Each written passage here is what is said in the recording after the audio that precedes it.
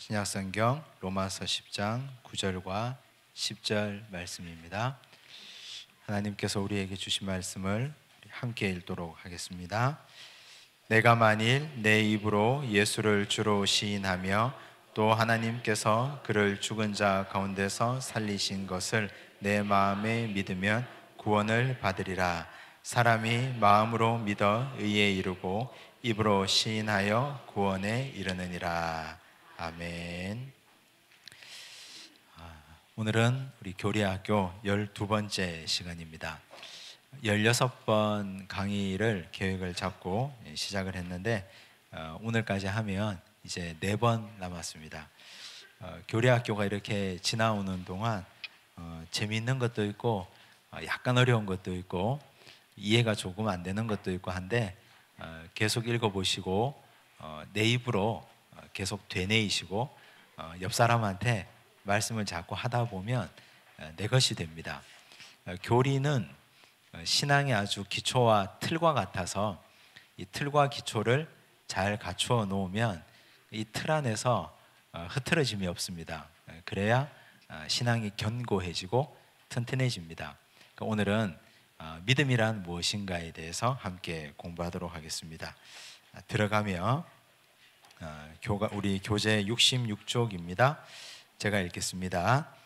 오직 의인은 믿음으로 말미암아 살리라는 말씀을 그리스도인이 되면서부터 수없이 많이 들었습니다. 그렇다면 여기서 말씀하는 믿음이 무엇인지 정확하게 알고 계십니까? 어떤 사람은 자신의 신념을 따라 사는 것이 믿음이라고 생각합니다. 어떤 사람은 설득력 있는 세상의 철학을 따라가는 것이 믿음이라고 생각합니다. 그러나 구원에 이르는 믿음은 오직 십자가에 달린 그리스도를 믿는 것입니다. 또한 아들을 보내신 하나님을 믿는 것입니다. 하나님을 믿는 만큼 세상적인 것들에게서 멀어집니다. 하나님을 믿으면서 동시에 자아를 의지하는 것은 불가능합니다.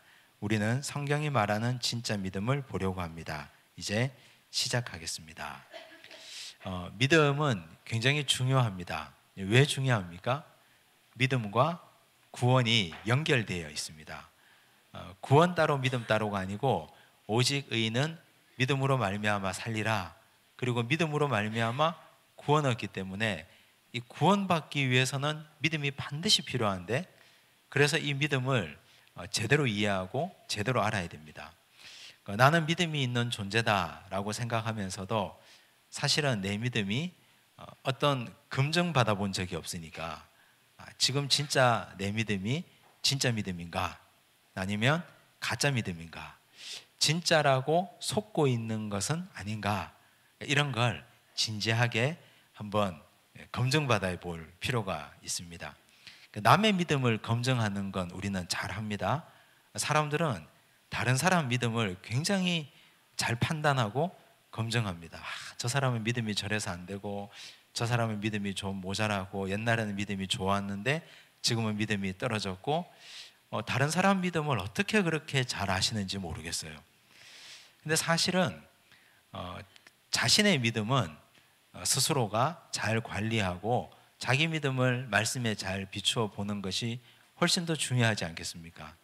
다른 사람 믿음 판단할 시간에 내 믿음을 하나님 말씀에 잘 달아보고 비추어 보고 혹시 내 믿음이 부족한 건 아닌가, 잘못된 길로 가고 있는 건 아닌가, 가지치기가 필요할 때가 됐다, 이런 걸 한번 돌아보는 시간이 되었으면 좋겠습니다. 먼저 가짜 믿음부터 보겠습니다. 믿음 중에 진짜가 있고 가짜가 있습니다. 자, 가짜 믿음 한번 잘 보겠습니다. 자신을 믿는다 이렇게 해놓았는데 로마서 16장 17절 18절에 보니까 형제들아 내가 너희를 권하노니 너희가 배운 교훈을 거슬러 분쟁을 일으키거나 거치게 하는 자들을 살피고 그들에게서 떠나라. 분쟁이나 거침을 일으키는 자들. 그런데 그런 자들은 18절에 어떤 사람이라고 표현합니까? 18절 보니까 이 같은 자들은 우리 주 그리스도를 섬기지 아니하고 다만 자기들의 배만 섬기나니 교활한 말과 아첨하는 말로 순진한 자들의 마음을 미혹하느니라. 하나님을 섬기는지 자신의 배만 섬기는지 어떻게 분별할까요? 교회 영적 지도자가 있는데 저 사람이 진짜 하나님을 섬기는지 자신의 배를 위하는지 어떻게 분별할까요? 어떻게 알 수 있을까요? 그냥 이마에 써서 나는 내 배만 섬깁니다 하고 이마에 쓰고 다니면 잘 알 텐데 굉장히 교활하고 굉장히 교묘하게 속이고 있기 때문에 우리같이 순진한 사람들은 그렇게 분별하기가 쉽지 않습니다. 그리고 우리는 무조건 믿어주려고 하는 성향을 가지고 있기 때문에 그거 참 분별해내기가 어렵습니다.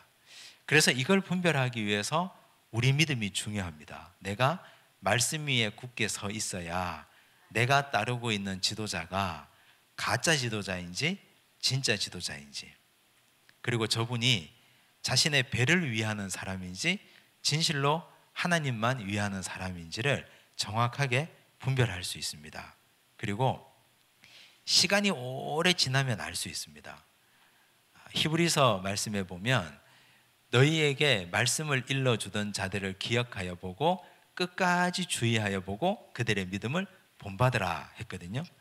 끝까지 주의해서 보면 사람이 변하는 게 보이는 사람이 있습니다. 초심을 가지고 중심 그리고 끝까지 이어져 가는 사람이 있는 반면에 처음에는 아주 거창하게 시작했다가 시간이 갈수록 자꾸만 변하는 사람이 있습니다. 똑같은 사람인데 이 믿음이, 이 사람의 삶이 완전히 변질되는 모습을 우리가 보면서 슬퍼하는 사람이 있습니다. 그런데 우리가 그런 사람도 분별해내기 위해서는 내가 변하지 않아야 됩니다. 내 믿음이 굉장히 중요하다는 사실을 기억하셔야 됩니다. 또 자신을 믿는 사람이 여기 또 하나 나오는데 누가복음 12장에 보니까 어리석은 부자가 나옵니다. 어리석은 부자는 곡간이 가득 찬 창고를 가지고 있었는데 그 해의 소출이 굉장히 많았습니다. 그래서 이걸 헐고 다시 곡간을 지으려고 계획을 했습니다. 그날 밤에 하나님이 나타나셔서 말씀합니다. 21절에 보니까 20절에 보니까 하나님은 이르시되 어리석은 자여 오늘 밤에 내 영혼을 도로 찾으리니 그러면 내 준비한 것이 누구의 것이 되겠느냐 하셨으니 자기를 위하여 재물을 쌓아두고 하나님께 대하여 부요하지 못한 자가 이와 같으니라. 이 사람은 하나님을 믿는 사람이 아니고 자신을 의지하는 사람입니다. 자신의 재물과 자신의 부요함과 자신의 명성을 의지하는 사람입니다. 하나님은 항상 사람을 통해서 일하십니다. 하나님이 사람을 통해 일하는데 지금 이 어리석은 부자는 하나님의 도구가 되기를 거부하고 있습니다. 하나님이 자기에게 부를 줬잖아요. 부유함을 줬으면 이 부유함을 가지고 하나님의 도구가 되려고 생각해야 됩니다. 내가 어떻게 하면 하나님의 도구로 살까? 하나님이 나에게 물질을 주셨으면 이걸 잘 흘려보내서 하나님이 나를 통해 하려고 한 바를 행해야 되는데 그렇게 하지 못했습니다. 하나님이 어떤 사람에게 지식과 지혜를 많이 주셨으면 나는 하나님께 붙잡힌 바 된 도구가 되어서 하나님께 받은 지혜와 지식을 흘려보내고 하나님을 위해서 사용해야 됩니다. 그것이 하나님께 대하여 부요한 자입니다. 어떤 사람은 하나님께 대하여 부요한 자를 그저 하나님께 재물을 많이 바치는 것으로만 생각하는데 그건 단편적인 생각입니다. 하나님이 무슨 거지가 아닌데 자꾸 돈만 달라 하겠습니까? 그렇지 않습니다. 우리가 하나님께 대하여 부요한 인생은 하나님의 도구가 되는 인생입니다.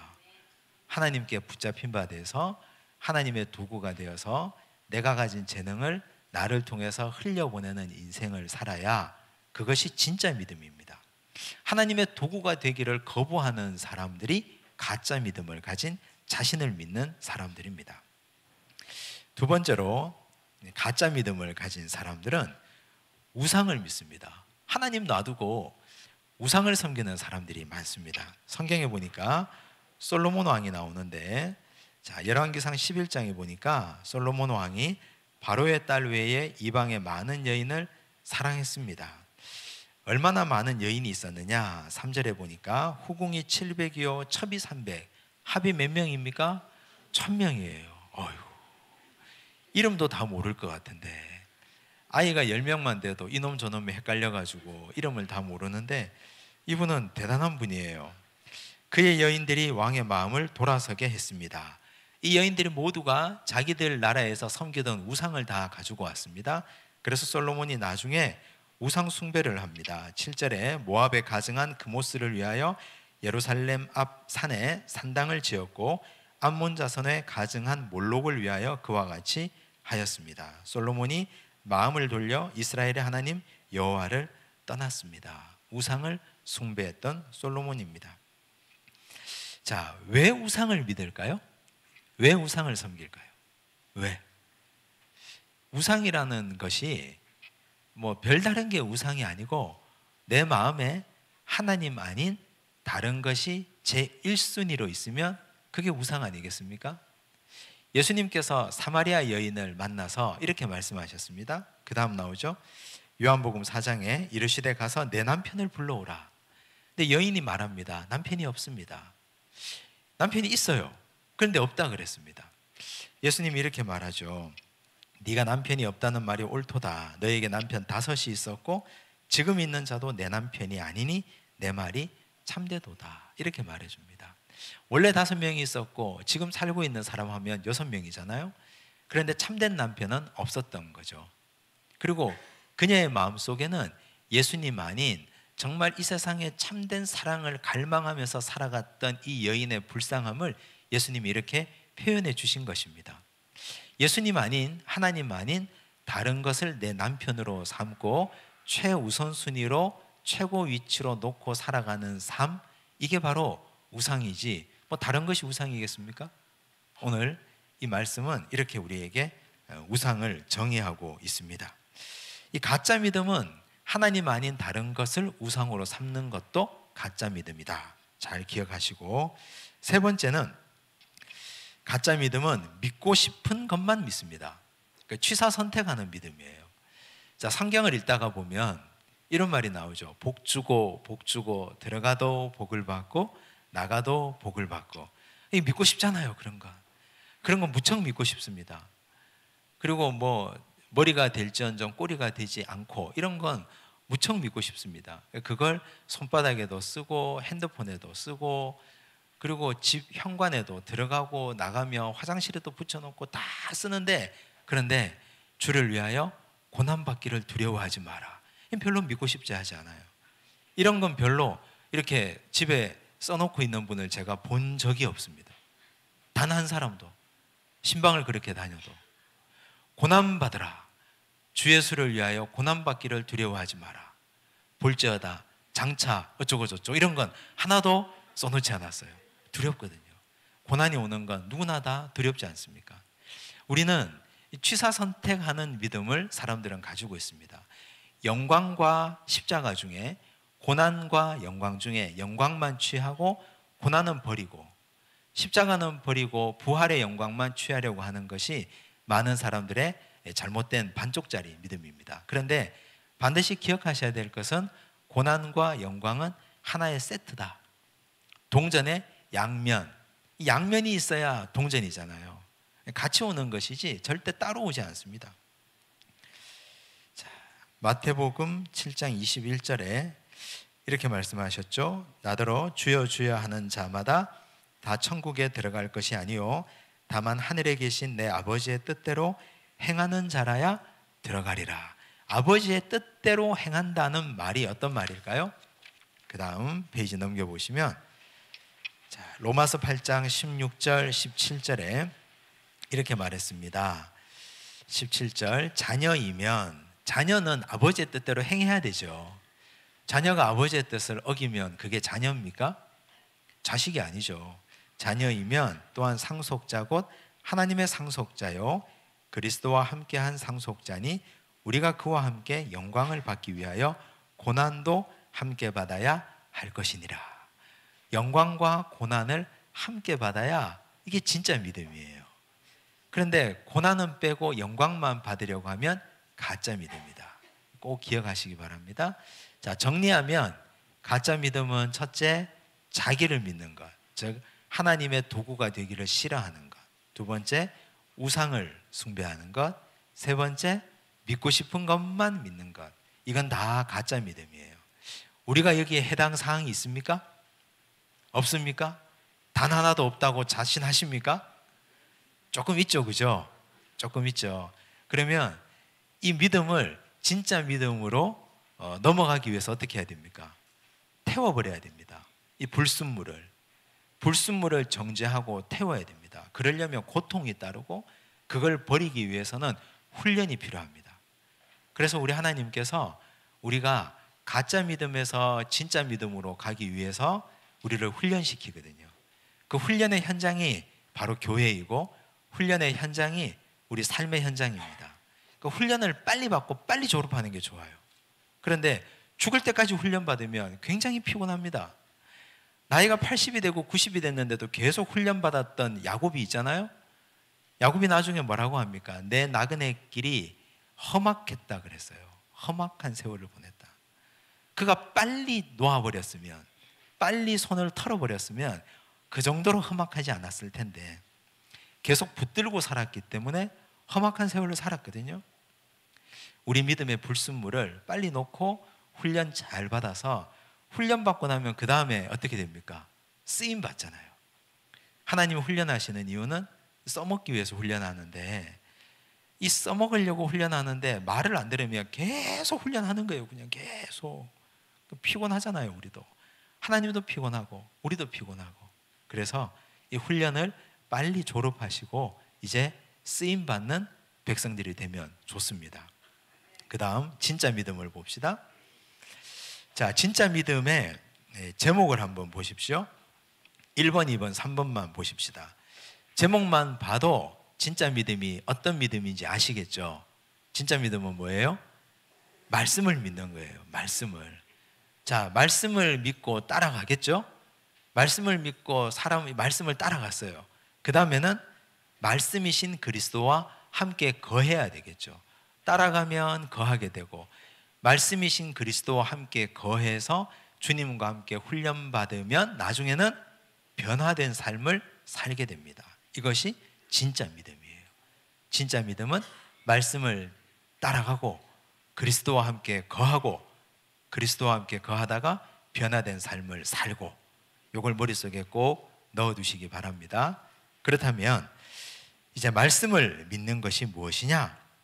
창세기 12장 4절에 우리는 믿음의 조상을 누구라고 합니까? 아브라함을 왜 믿음의 조상이라 하느냐? 이분이 창세기 12장 4절에 이 아브라함이 여호와의 말씀을 따라갔거든요.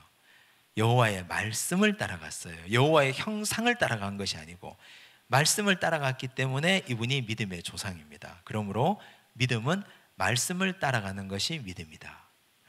우리는 학창시절에는 수학 선생님이 좋으면 수학이 너무너무 재밌어요. 수학적인 재능이 없는데 국어 선생님이 좋으면 국어를 무조건 100점 맞아요. 초인적인 능력이, 나도 왜 이렇게 초인적인 능력이 나오는지 몰라요. 그런데 그런 유의 믿음은 굉장히 위험합니다. 어떤 사람을 좋아해서 그분을 따라다니는 믿음은 반드시 문제가 생기게 되어 있습니다. 사람은 변하거든요. 사람은 어느 한 부분에서 나와 맞지 않는 부분이 생기거나 마찰이 생기거나 그분이 넘어질 수 있거든요. 그럼 나도 덩달아 넘어집니다. 그 선생님을 3년 동안 짝사랑했는데 이 선생님이 나보다 더 좋아하는 아이가 있다는 걸 깨닫는 순간 수학 성적이 100점에서 갑자기 50점이 되잖아요. 놀랍지 않습니까? 그런 일이 우리 학창시절에만 일어나는 게 아니고 사람 따라다니는 믿음에는 반드시 일어나게 되어 있습니다.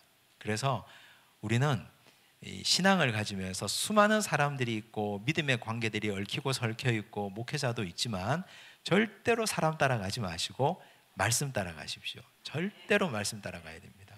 오늘 여기 아브라함 뒤에 나오는 사람이 있죠. 롯도 그와 함께 갔으며, 롯은 누구와 함께 갔어요?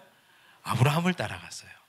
아브라함과 양과 소의 목축 문제로 문제가 생기니까 그 관계에 문제가 생기고 롯은 아브라함을 떠나버렸잖아요. 잘 아시잖아요. 말씀을 따라가지 않고 사람을 따라가니까 롯은 중간에서 실족합니다. 그런데 아브라함은 말씀을 따라가서 믿음을 완주했습니다. 내가 내 믿음을 지키기 위해서라도 아무리 좋은 사람이 있어도 절대로 사람 따라가지 마십시오. 말씀만 따라가면 그 사람이 좀 실망스러워도 아이고, 그러고 그냥 조금 가슴 아프다가 끝나요. 그런데 오로지 사람 따라가면 그때는 정말 힘이 듭니다. 너무너무 힘듭니다. 그리고 이제 말씀 따라가니까 창세기 15장 4절에서 6절, 여호와의 말씀이 그에게 이르십니다. 5절, 그를 이끌고 밖으로 나가 이르시되 하늘을 우러러 무뼈를 셀 수 있나 보라. 또 그에게 이르시되 내 자손이 이와 같으리라. 말씀을 따라가면 말씀을 하시는 하나님을 믿게 되겠죠. 그래서 그 다음 6절에 아브라함이 여호와를 믿으니 여호와께서 이를 그의 의로 여기시고, 말씀과 하나님, 말씀과 그리스도는 동일하신 분입니다. 즉 말씀을 따라갔다는 건 하나님을 따라갔다는 것입니다. 예레미야 20장 7절에서 9절을 보면 예레미야 선지자가 말씀을 증거하지 못한 답답함을 호소하고 있습니다. 8절에 보니까 내가 말할 때마다 외치며 파멸과 멸망을 선포함으로 여호와의 말씀으로 말미암아 내가 종일토록 치욕과 모욕거리가 됨이니이다. 그 당시에 예레미야는 하나님의 말씀을 받았거든요. 그래서 이렇게 선포해야 됐습니다. 이 나라가 멸망할 것입니다 하니까 그 선포를 듣는 왕이나 고관 대작들이나 백성들이 누가 좋아하겠습니까? 나라가 망한다고 하는데 아무도 좋아하는 사람이 없었어요. 그래서 예레미야를 고문도 하고 회유도 하고 협박도 하고 때로는 불러서 때리기도 했어요. 그래서 이게 너무 수치와 조롱과 모욕거리가 되니까 이제는 말씀을 전하지 않겠다 했는데, 그런데 말씀을 전하지 않으려고 다짐과 또 다짐을 해도 마음속에서 열정이 솟아나오는 걸 어찌할 수 없었습니다. 9절에 이렇게 말하죠. 내가 다시는 여호와를 선포하지 아니하며 그의 이름으로 말하지 아니하리라 하면 나의 마음이 불붙는 것 같아서 골수에 사무치니 답답하여 견딜 수 없나이다. 말씀을 따라가면 이런 열정이 생깁니다. 말씀이 나를 지배하고 그 말씀이 나를 자꾸 불붙게 만들어서 말씀을 증거하고 싶어집니다. 우리 오늘 여기 예레미야처럼. 자, 이렇게 말씀을 따라가면 그 다음엔 말씀이신 그리스도와 함께 거합니다. 예수께서 제자들을 부르실 때 마가복음 3장 14절에서 이렇게 말씀하셨죠. 이에 12를 세우셨으니 이는 자기와 함께 있게 하시고. 예수께서 제자들을 부르신 목적은 함께 있게 함. 제가 베드로 설교할 때 말씀드렸죠. 예수님의 유일한 목적은 함께 있자. 이것이 예수님의 목적이었거든요. 함께 있는 것이 무척 부담스럽지만 주님은 우리가 부담스러워 하건 말건 계속 같이 있자 그래요. 그래서 우리도 이제는 포기하고 같이 있어야 돼요. 자꾸 도망다니면 자꾸 따라오시는데, 아무리 도망다녀도 함께 있자 하고 따라오시는데 이제는 포기하고 그러면 같이 있읍시다 하고 같이 있어야 돼요. 근데 예수님과 같이 있으려면 뭘 내려놓아야 됩니까? 예수님께 내 삶을 보여줘야 되잖아요. 내 삶을 보여주면 부끄럽잖아요, 사실은. 내 삶을 보여주려면. 식구들끼리는 속옷바람으로 있어도 별로 부끄럽지 않죠. 손님이 오면 속옷바람으로 있으면 부끄럽잖아요. 그럴 수 없잖아요. 예수님을 손님으로 여기면 안 되고 식구로 여겨야 됩니다. 그래서 예수님이 그 이야기를 포도나무와 가지 비유로 말씀하셨습니다. 요한복음 15장 5절에서 7절 보면 나는 포도나무요 너희는 가지라. 7절 너희가 내 안에 거하고 내 말이 너희 안에 거하면. 거한다는 말은 산다는 말이에요. 같이 살자는 말이에요. 그냥 같이 사는데 허물이 있습니까? 부끄러울 것이 있습니까? 죄악도 드러내고 더러운 성질도 다 드러내고 부끄러운 모습도 다 토해내고 그냥 그렇게 어울려 사는 거예요. 주님과 너무 주님과 내외하지 마시고. 그래서 주님께 내 속마음도 털어놓고 함께 살아야 돼요. 그래야 내가 그 안에서 변화가 됩니다. 같이 다 드러내면 때로는 주님이 눈꼴 셔서 못 볼 정도가 되면 책망할 거 아닙니까? 너 그러면 안 된다고 혼낼 건 아닙니까? 그리고 때로는 주님이 감싸주실 것 아니에요. 같은 식구니까 감싸주시기도 하고 책망하시기도 하고 혼내기도 하고 차근차근 가르쳐 주시기도 하고, 그렇게 주와 함께 거하면서 나는 변화를 받습니다.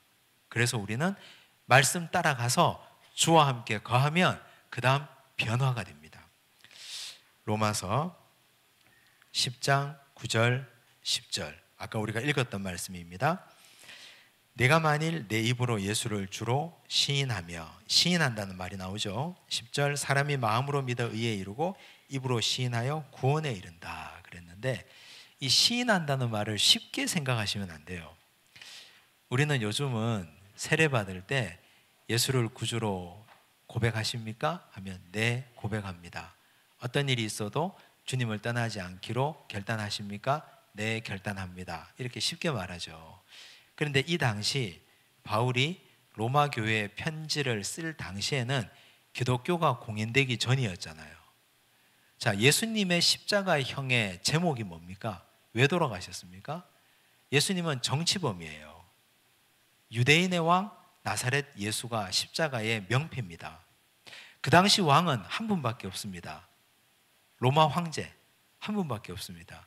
그런데 자기가 유대인의 왕이라 했잖아요. 빌라도가 예수님을 재판할 때 딱 한마디만 물었습니다. 네가 유대인의 왕이냐? 이것만 물었어요. 그것만 중요하거든요. 나머지는 하나도 중요하지 않아요. 나머지는 자기들끼리 하는 얘기거든요. 빌라도가 그것만 물었습니다. 예수님이 말씀하셨습니다. 네가 방금 말하였도다. 그래서 예수님은 십자가에서 처형당하신 거거든요. 자, 그러면 그 다음부터 예수를 따르는 사람도 같이 예수와 혁명을 일으키려고 했던 같은 당이 되는 것 아닙니까? 그러니 지금 여기 이 말, 마음으로 믿어 의에 이르고 입으로 시인한단 말, 나는 예수를 그리스도로 고백합니다, 이 말은 그리스도라는 말 속에 왕, 제사장, 선지자가 들어있잖아요. 예수가 왕이다. 그러면 이 사람은 잡히면 죽어요. 그 당시에 예수의 십자가형처럼 똑같이 십자가형을 당합니다. 또 로마의 형벌에 보면 이렇게 해서 정치범으로 잡히면 시체 있잖아요. 시체와 얼굴을 이렇게 마주대고 꽁꽁 묶어버립니다. 그러면 이 죽은 시체에서는 미생물도 나오고 벌레도 나오고 저 쥐가 나와가지고 파먹기도 하고 새가 와서 쪼아먹기도 하잖아요. 그러면 시체와 같이 밧줄로 꽁꽁 묶어두면 나는 산채로 같이 죽어가요. 그런 형벌을 로마에서 줬거든요. 굉장히 무서운 일 아닙니까 이거? 근데 그걸 감수하고서라도 예수를 주라 시인하는 거예요. 그냥 마음으로 믿는 것으로 그치지 않고 예수를 주라 시인하는 거죠. 입으로 시인하여 구원에 이른다. 그래서 우리가 여기서 예수를 주로 시인하는 것은 그냥 오늘 우리가 편안하게 앉아가지고 종교의 자유가 있는 이 자리에서 예수는 그리스도입니다 라고 말하는 게 아니에요. 차원이 다른 얘기입니다. 그래서 여기서 구원 얻는 진짜 믿음의 행함으로 함께 가는 거예요. 마음으로만 나는 믿어. 행함은 하나님이 아시겠지. 행함은 나중에 보류. 이게 아니라 믿음과 행함은 함께 가는 거. 입으로 시인해서 내가 잡혀서 십자가형을 당한다 하더라도, 내가 잡혀서 시체와 함께 꽁꽁 묶여 죽는다 하더라도 나는 입으로 시인해서 그리스도를 구주라 고백하겠다 결단하고 말하는 것, 여기까지 가야 이것이 참된 믿음, 진짜 믿음이라고 말하는 것입니다. 그 다음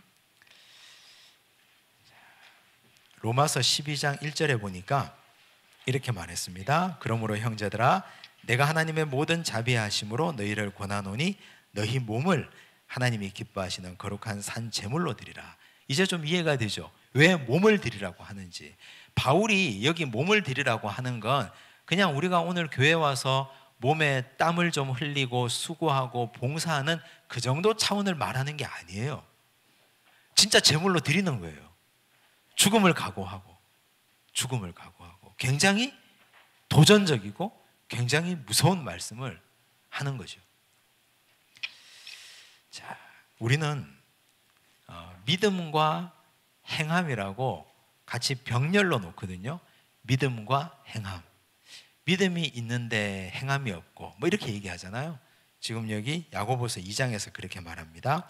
내 형제들아, 만일 사람이 믿음이 있노라 하고 행함이 없으면 무슨 유익이 있으리요? 그 믿음이 능히 자기를 구원하겠느냐? 구원하지 못한단 말이죠. 어떤 사람은 말하기를 나는 믿음이 있고 나는 행함이 있으니 행함이 없는 내 믿음을 내게 보이라. 나는 행함으로 내 믿음을 네게 보이리라 하리라. 아, 허탄한 사람아, 행함이 없는 믿음이 헛것인 줄을 알고자 하느냐. 여기 이 야고보서를 쓴 야고보는 예수님의 동생이에요. 예수님과 가장 오랜 기간 동안 함께 얼굴을 맞대고 밥도 먹고 같이 놀고 같이 살았던 예수님의 친형제예요. 예수님의 친형제인 야고보 사도가 야고보서를 썼습니다. 그래서 이 편지는 권위가 있겠죠. 예수님의 생각과 예수님의 평소의 생각, 사고, 사상을 가장 잘 알 수 있는 책이니까. 그런데 여기서 말하기를 행함이 없는 믿음은 죽은 믿음이다. 즉 그러면 믿음 안에는 포함되어 있는 것이 행함을 전제로 한다는 뜻입니다. 우리는 행함과 믿음을 분리시키는데 그러면 그건 사탄이 하는 짓이에요. 사탄이 우리에게 들어와서 믿음과 행함을 분리시켜서 그냥 너는 믿음이 있으니까 행함은 나중에 해도 돼. 너는 믿기만 하면 돼. 일단은 믿고 행함은 나중에 해라. 환경이 되면, 시간이 되면, 나중에 그때가 되면, 여러 가지 여건이 무르익으면 그때 해라. 이렇게 해서 자꾸 분리시키거든요. 믿음과 행함을 분리시키는 것, 이건 사탄이 하는 짓이에요. 믿음과 행함은 절대 분리될 수 없고 원래 하나였습니다. 원래부터. 믿는 순간 당연히 행함이 나가죠.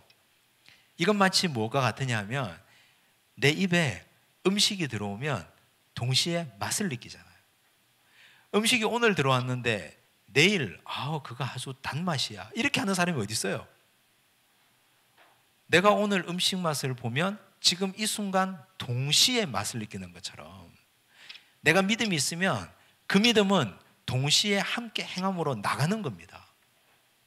그래서 믿음과 행함, 이 말 자체가 이미 틀린 말이에요. 그냥 믿음이에요. 그냥 믿음. 근데 이 믿음은 당연히 입으로 시인하는 것까지를 포함하고 있다. 사탄은 이걸 끊임없이 분리시키려 한다. 우리는 엉덩이를 붙이고 오래 앉아서 공부하는 건 좋아합니다. 우리가 지금 학교를 몇 개 하고 있어요? 학교를 기도학교, 예배학교, 교리학교, 옛날에 못 다니는 학교 지금 열심히 다니고 있잖아요. 학교 열심히 지금 다니고 있는데 학교만 열심히 다닌다고 될 일이 아니에요. 이게 학교 다녀가지고 공부를 했으면 써먹어야 되잖아요. 학교 다니고 배우고 깨달았으면 자꾸 가갖고 써먹어야 돼요. 써먹고 그냥 학교는 학교, 써먹는 건 따로 이러면 안 되고 같이 배우고 써먹고 행하고, 그게 참된 믿음입니다. 이게 진짜 믿음이에요. 자, 큰 믿음도 있고 작은 믿음도 있어요.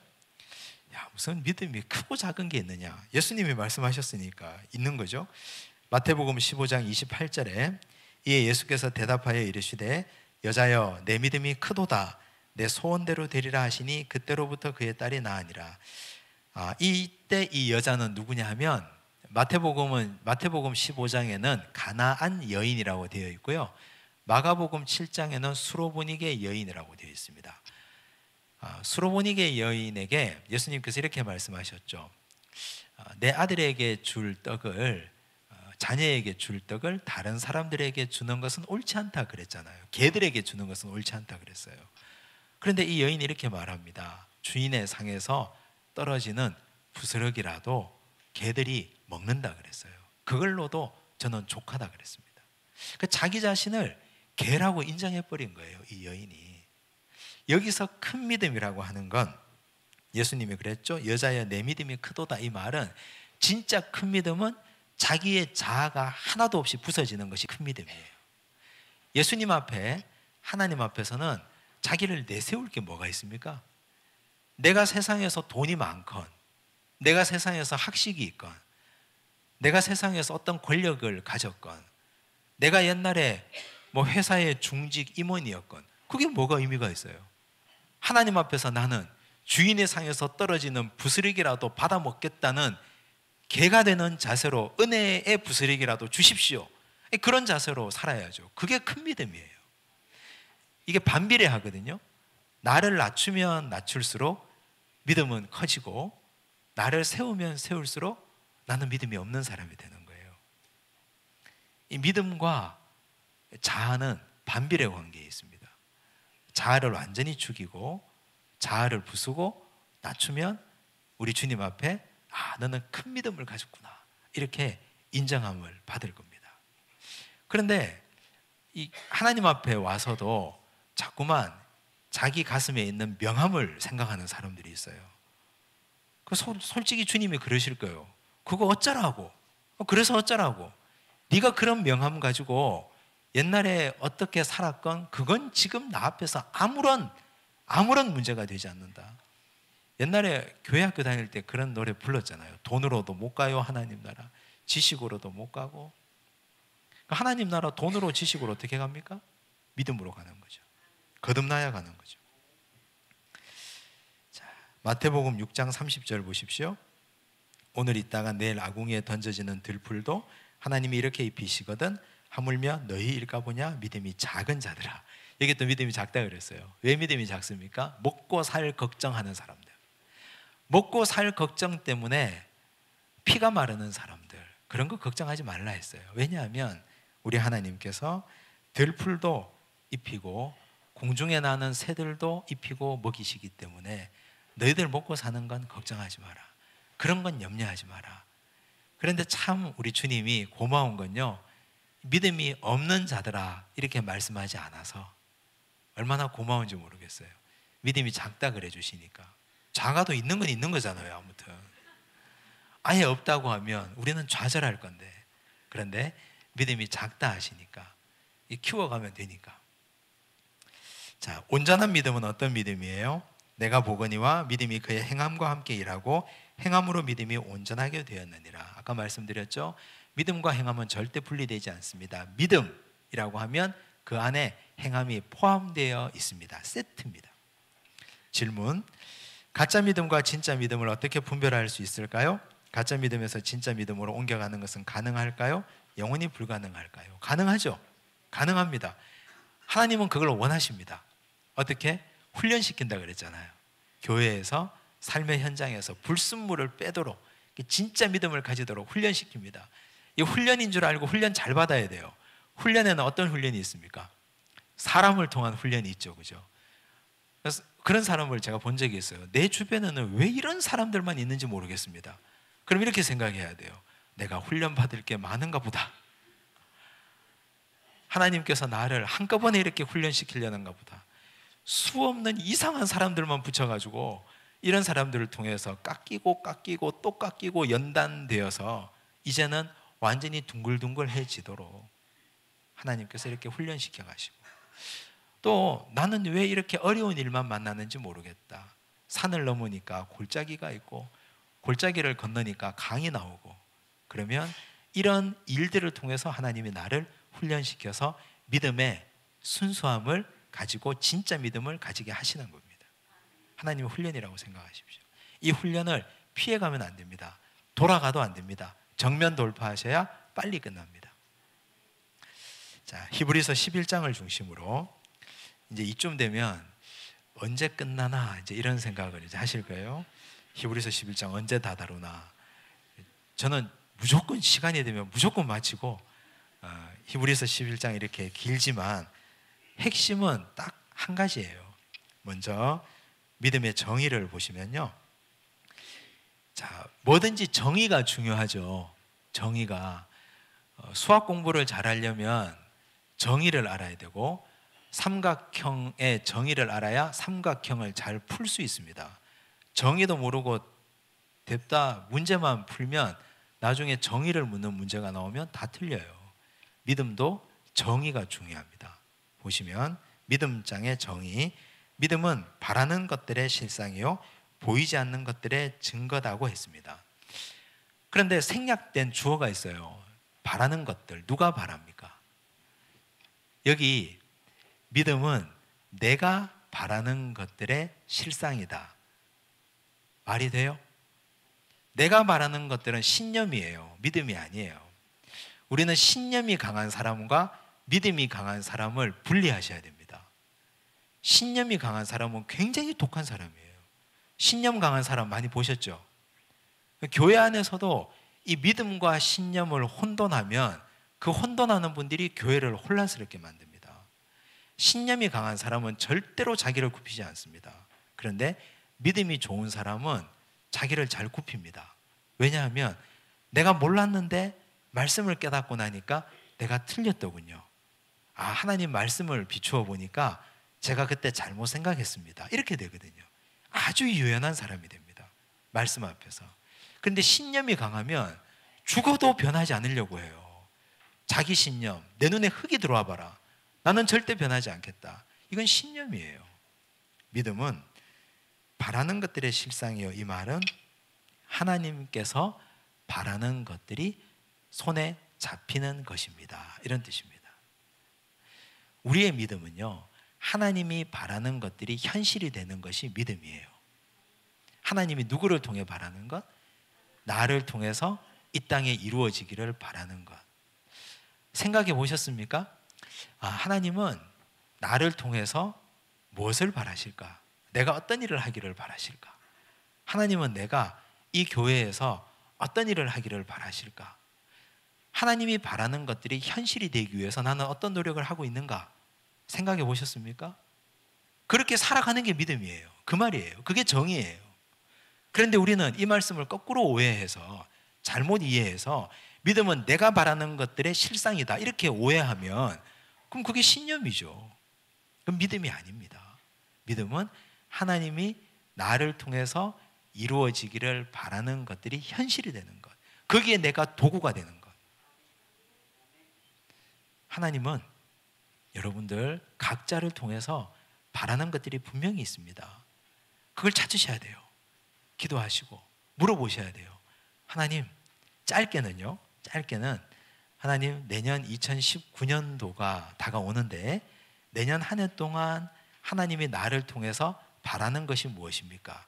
그걸 제가 믿음으로 실상으로 이루어 보겠습니다. 이제 한 달 정도 남았잖아요. 작정하고 기도해 보세요. 그럼 하나님이 말씀하실 거예요. 그래, 너 일터에서는 내가 너에게 바라는 게 이거고 교회에서는 내가 너에게 바라는 게 또 이거다. 이렇게 마음에 감동을 주시면 하시면 돼요. 그게 현실이 되도록 만들어 가야 되거든요. 그게 믿음이에요. 하나님의 도구가 되는 것. 우리는 믿음을 거꾸로 생각했습니다. 내가 신념을 가지고 하나님을 내 도구로 삼아서 내 욕심을 채우는 걸 믿음이라고 생각했습니다. 그러니 우리가 이렇게 기도하죠. 주여 주시옵소서, 주여 주시옵소서. 맨날 그렇게 하죠. 하나님이 다 줬는데 자꾸 달라 하니까 다 줬는데 이제 주고 줄 것도 없는데 탈탈 털어가지고 다 가져가 놓고서는 또 달라고 하니까 하나님이 난 너의 욕심에 진절머리가 난다 그러실 것 아닙니까? 이제는 준 것 가지고 좀 써라. 너도 내가 너에게 달란트를 줬으니까 너도 좀 쓰고 살아라. 제발 너도 좀 내 도구가 되어서 베풀고 살아라. 하나님 그렇게 말씀하실 거예요. 왜 자꾸 달라 그래요? 죽을 때까지. 그렇게 살지 말고 이미 받은 것 도구가 되어서 쓰십시오. 사용하시고 실상이 되게 만들어 가십시오. 그렇게 되면 보이지 않는 것들, 지금은 보이지 않잖아요. 그런데 우리가 도구가 되어서 열심히 살아가고 실상이 되도록 노력하면 보여요. 증거가 나타나요. 그 증거가 나타나면 이 손에 잡히잖아요. 그럼 그때부터 우리는 그 증거를 보고 증언하게 됩니다. 그럼 내가 뭐가 돼요? 증인이 되죠. 그 증인으로서 말하는 모든 말은 간증이 됩니다. 실상, 증거, 증인, 간증, 이 전부 다 하나의 흐름 안에 있는 것이죠. 자, 이게 정의입니다. 이 정의를 오해하면 그 뒤에 나오는 사람들, 수많은 믿음의 위인들, 아벨이니 뭐 에녹이니 노아니 아브라함, 사라, 모세, 이런 사람들의 믿음이 전부 다 오해되거든요. 이 정의를 제대로 아셔야 됩니다. 이번에 가장 중요한 믿음, 가장 중요한 믿음은 뭘까요? 자, 이런 정의를 가지고 진짜 중요한 믿음은 뭐다? 3절에 보면 믿음으로 모든 세계가 하나님의 말씀으로 지어진 줄을 우리가 아나니 보이는 것은 나타난 것으로 말미암아 된 것이 아니니라. 자, 여기 안다는 표현이 나와요. 안다. 우리는 언제 안다라고 말합니까? 배워서 알죠. 공부를 해서 알죠. 배우고 깨닫고 그리고 어떤 사람을 안다고 말할 때는 만나서 그 사람과 안면을 트고 일면식을 가지고 이름도 물어보고 차도 한잔 마시고 밥도 먹고 그러면 안다고 말하잖아요. 안다는 말은 경험을 전제로 합니다. 그렇죠? 배웠거나 만났거나. 안다는 건 반드시 경험을 전제로 합니다. 우리 인간의 편에서는. 그런데 모든 세계가 하나님의 말씀으로 지어진 걸 봤습니까? 창조 시에 이 자리에 우리 중에 하나님의 천지를 창조할 때 그때 있었던 사람이 여기 있습니까? 아무도 없어요. 아담도 하와도 창조 이후에 나타난 사람들이에요. 빛이 있으라 하실 때는 하나님밖에 없었어요. 하나님밖에. 삼위일체 하나님밖에 없었다니까요. 근데 그걸 어떻게 알아요? 그걸 자연과학적 지식으로 증명할 수 있습니까? 입증할 수 있습니까? 수많은 과학자들이 그걸 입증하려고 노력하고 애쓰고 많이 분투하고 있는데 원천적으로 불가능한 일이에요. 원천적으로. 썰들은 많지만, 이론들과 가설들은 많지만 원천적으로 불가능한 일이에요. 그래서 거기에 필요한 것이 무엇이다? 믿음으로. 그래서 전제가 뭡니까? 믿음으로 모든 세계가 하나님의 말씀으로 지어진 줄을 우리가 아나니. 믿음과 알은 서로 어울리지 않는 단어예요. 믿음은 우리의 경험을 뛰어넘는 것이잖아요. 그런데 알은 경험을 전제로 하는 말이잖아요. 그래서 우리는 이 창조를 믿느냐 믿지 못하느냐에 따라서 성경 창세기 1장 1절이 넘어가느냐 넘어가지 않느냐가 좌우됩니다. 태초에 하나님이 천지를 창조하시니라. 선언이에요. 선언. 성경은 과학책이 아닙니다. 성경을 과학책으로 만약에 우리가 받아들였다면 아마 성경 창세기 1장부터 증명을 했을 겁니다. 증명. 가설을 세우고 이 가설에 따른 증명을 하고 그러므로 태초에 하나님이 천지를 창조하셨습니다. 이렇게 했을 거예요. 그런데 그런 거 다 생략하고 1장 1절이 뭐예요? 태초에 하나님이 천지를 창조하시니라. 이건 믿음으로만 가능한 거거든요. 이게 믿어지지 않으면 그 다음 성경을 읽어갈 수가 없어요. 그래서 성경을 우리는 믿음의 책이라고 하는 겁니다. 성경은 어떻게 설명해도 설명할 수 없고 믿음으로만 받을 수 있고 이 믿음이 전제가 되어야 그 다음이 설명할 수 있습니다. 그 다음이. 하나님께서는 하나님의 천지 창조를 가지고 설명하실 생각도 없었고 설명할 이유도 느끼지 못했습니다. 그래서 하나님은 이걸 믿음의 영역으로 던져두셨습니다. 그런데 오늘날 좀 배웠다 하시는 분들, 또 많이 들었다 하시는 분들은 하나님의 천지 창조를 입증하려고 합니다. 얼마 전에 돌아가신 스티븐 호킹은 대표적인 과학적 무신론자입니다. 아주 훌륭한 분이긴 하지만 과학적 무신론자예요. 내가 열심히 연구해 보니 하나님의 존재는 허상이다. 이렇게 선언하셨거든요. 잘 아시는 분 리차드 도킨스 같은 분도 과학적 무신론자들입니다. 과학적 무신론자들의 주장을 따라가다가 보면 논증하는 결과는 하나님은 없다예요. 그런데 우리는 그렇게 해서 하나님을 알 수가 없습니다. 믿음으로 모든 세계가 하나님의 말씀으로 지어진 줄을 우리가 아나니. 히브리서 11장 3절을 받아들이지 않으면, 창세기 1장 1절은 믿음으로 넘어가지 않으면 그 다음은 한 자도 나아갈 수 없습니다. 여기에 우리의 믿음이 필요하고, 이 믿음은 내가 쟁취하는 것이 아니라 믿음은 하나님의 선물입니다. 하나님이 우리에게 선물하셔야 믿음의 문이 활짝 열립니다. 오늘 이 자리에 계신 분들, 많은 분들이 하나님의 특별한 선물, 믿음을 받으셨기 때문에 우리는 그런 거 별로 의심하지 않고 그냥 믿어지는 거예요. 이게 얼마나 놀라운 은혜인지, 하나님의 선물이고 은혜라는 사실을 꼭 기억하시기를 바랍니다. 자, 이제 다 넘어가서 이것만 알면 뒤에 거는 읽을 필요가 없는 거예요. 이래서 히브리서 11장이 끝났습니다. 질문. 오늘 이 시대의 과학적 무신론에 대해서 알아봅시다. 알아보자는 건 지금 이 시간에 알아보자는 것이 아니고 앞으로 연구 과제로 남겨놓겠다는 말입니다. 언젠가는 제가 이걸 가지고 공부를 한번 할 겁니다. 자, 리차드 도킨스나 스티븐 호킹이 말한 것이 왜 문제가 있는지를 함께 살펴볼 것입니다.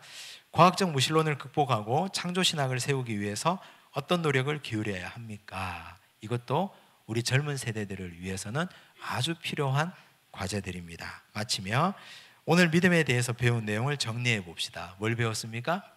가짜 믿음, 진짜 믿음. 히브리서 11장이 말하는 믿음의 정의, 창조신학에 대한 믿음. 요걸 배웠죠? 요걸 머릿속에 딱 넣고 정리하시고 주변 사람에게 나누어 보시면 좋겠습니다. 두 번째 과제, 지금 나의 믿음은 어디에 있는지 말씀을 통해서 객관적으로 진단하고 더 나은 믿음을 위해서 어떤 삶을 살아야 하는지 깊이 생각해 봅시다. 깊이 생각하고 반성도 하시고 살펴보시면 좋겠습니다. 기도하겠습니다. 하나님 아버지 감사합니다. 하나님의 귀한 은혜로 우리는 믿음을 선물로 받았습니다. 믿음은 모든 사람의 것이 아니라고 하셨습니다. 그런데 모든 사람의 것이 아닌 이 믿음을 우리에게 선물로 주신 하나님 감사합니다. 이 믿음을 가짜 믿음으로 흘려보내지 않게 해주시고 진짜 믿음을 가지고 말씀을 따라가고 그리스도와 함께 거하고 변화되어서 입으로 시인하는 참된 믿음을 가지게 하여 주시옵소서. 우리는 내가 말하는 신념을 믿음이라고 착각했습니다. 하지만 하나님이 나를 통하여 내가 하나님의 도구가 되어서 온전히 움직이는 것이 믿음이라 말씀하셨사오니 주여 우리는 하나님의 도구된 삶을 살도록 축복하여 주시옵소서. 오늘 이 자리에서 깨닫고 배우고 회개한 것들 온전히 기억하게 해주시고 온전한 믿음으로 하나님을 영화롭게 하는 주의 백성으로 살아가게 하여 주옵소서. 모든 말씀 예수님 이름으로 기도드리옵나이다. 아멘.